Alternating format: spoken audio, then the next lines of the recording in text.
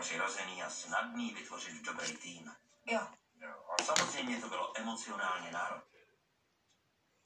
To teda nesedí, je to trochu úzké. Ano, to sako patří bratrovi. Nechtěl bych ho zničit. Po tom vystoupení si ho můžete nechat. Tak, prosím.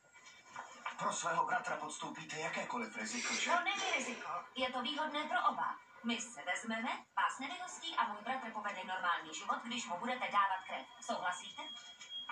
Proč vlastně nepřišel i váš bratr?